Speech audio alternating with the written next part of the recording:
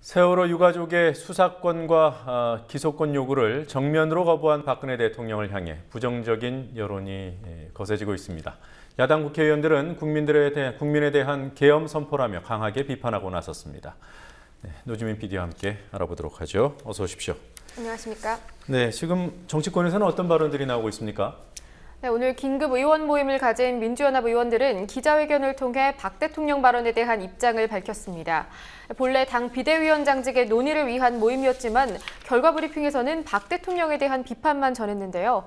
의원들은 국민 앞에서 눈물 흘리던 대통령은 어디 갔냐며 계엄 선포, 유신의 망령 등 강도 높은 표현으로 대통령을 질타했습니다.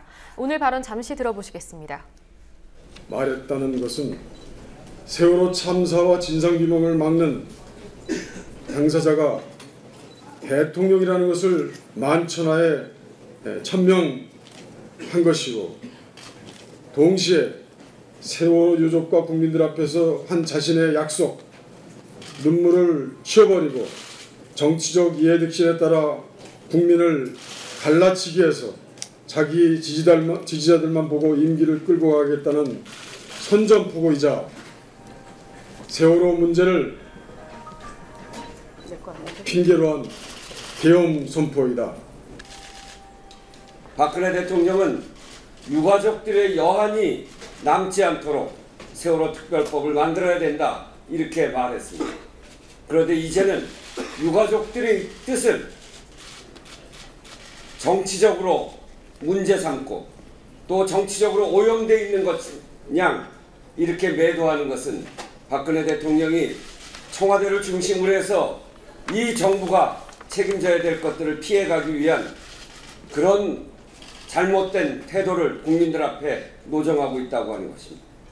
만약에 이것이 유신의 망령을 다시 살리는 길이라면 우리는 여기에 무릎 꿇지 않겠습니다. 우리는 그런 잘못... 네, 또 심상정 정의당 원내대표는 대통령이 야당의 내홍에 편승해서 국회를 공격한다며 의회 민주주의를 능멸하는 처사라고 비판했습니다. 네. 그리고 오늘 이인호 KBS 이사장 임명된 뒤에 첫 번째 KBS 이사회가 열리는 날이었는데요. 열렸습니까? 네, 야당 추천 이사들의 보이콧으로 인해서 사실상 파행됐습니다. 이유가 뭐였습니까?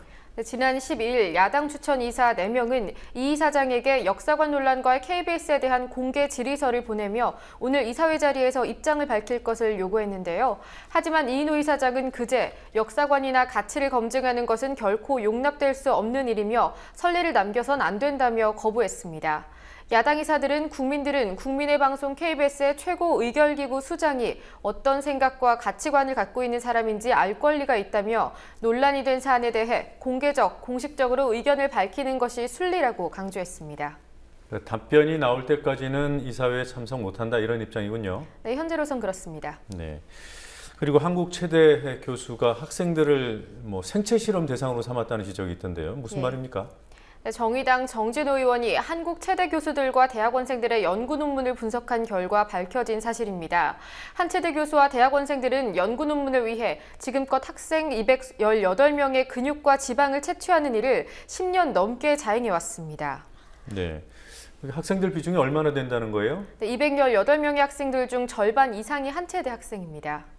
네. 일부 교수들은 학생들에게 A 학점을 주겠다며 실험 참여를 권유, 의료진 없이 직접 멀쩡한 근육과 지방을 추출했습니다.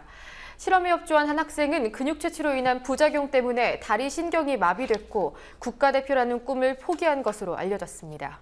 네, 심각한 문제군요. 자, 그리고 월성원전 1호기 수명 연장에 대한 반발이 세지고 있는 것 같아요.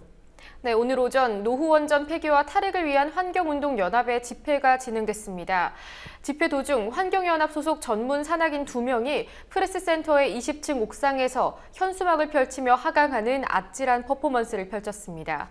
하강 퍼포먼스는 약 30분간 진행됐는데요. 지상으로 내려온 산악인들은 곧바로 경찰에 연행됐습니다. 환경운동연합은 위험한 노후원전에 대해 소극적인 언론의 관심을 환기시키고자 이러한 퍼포먼스를 기획했다고 밝혔습니다. 네, 전문 산악인인 건 맞죠? 네, 그렇습니다. 네. 그리고 뉴스타파가 간첩 조작 사건에 대해서 심도 있는 보도를 하지 않았습니까? 여기에 대해서 국정원이 손해배상 소송을 제기했고요. 네. 결론이 나왔군요.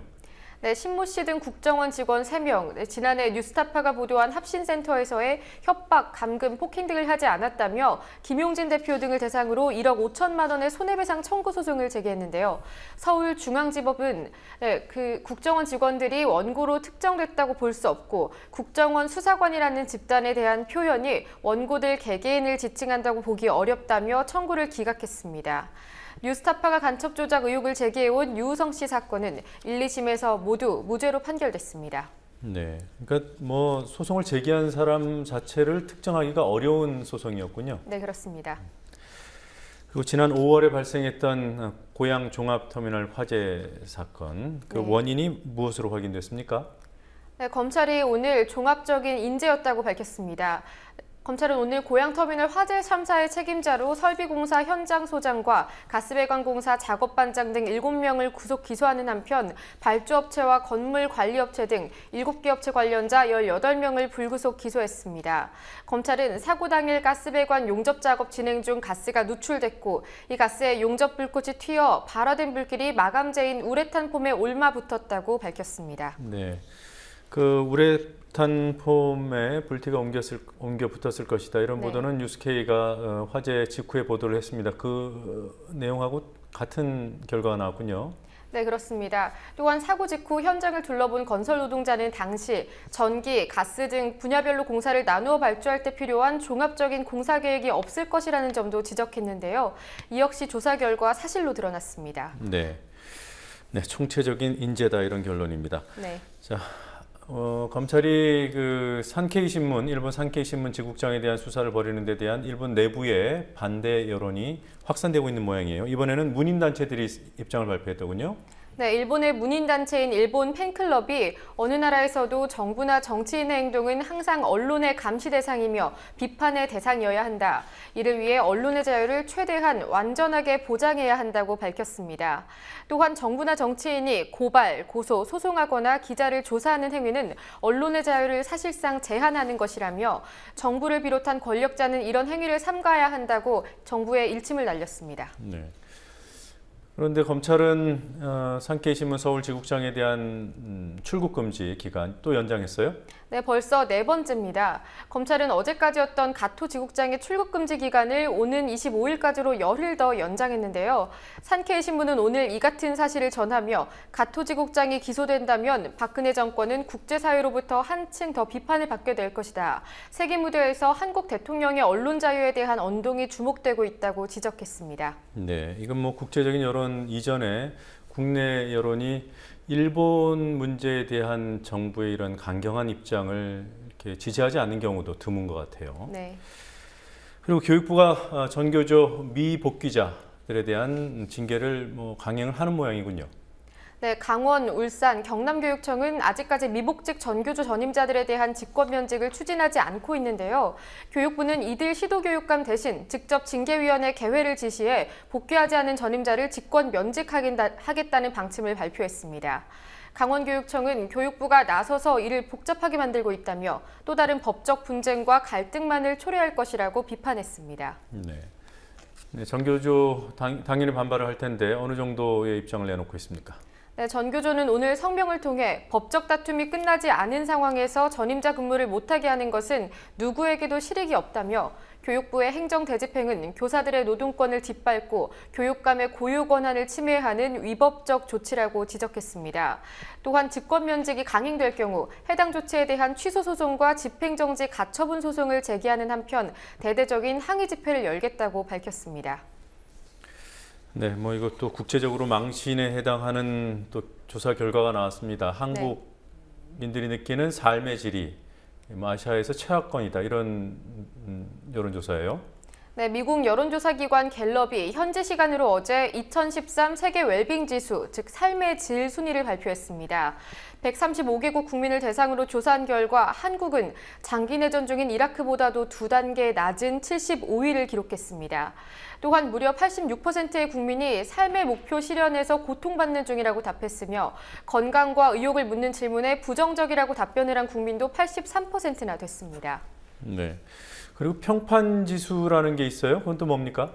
네, 평판지수란 뉴욕 코펜하겐에 본부를 두고 있는 국제평판연구소가 매년 국가와 기업 등의 세계적 평판을 전문적으로 조사해서 발표하는 지수입니다. G8 국가의 국민들을 대상으로 조사한 결과 한국은 올해 조사 대상국 55개국 중 하위권인 41위로 나타났습니다. 한국의 평판지수는 지난 2012년엔 31위, 2013년 34위에 이어 올해 7계단이나 하락했습니다. 민주연합 김기준 의원은 오늘 이 지수를 인용하며 세계는 대한민국이 세월호 사건 이후 어떻게 부패를 척결하고 개혁에 나설지 주목할 것이라고 주장했습니다. 네, 그러니까 G8 국가 대부분 선진국들 네. 이런 나라들이 우리나라를 어떻게 보고 있는가 이런 조사군요. 네, 그렇습니다. 네, 여기까지 보겠습니다. 수고했습니다.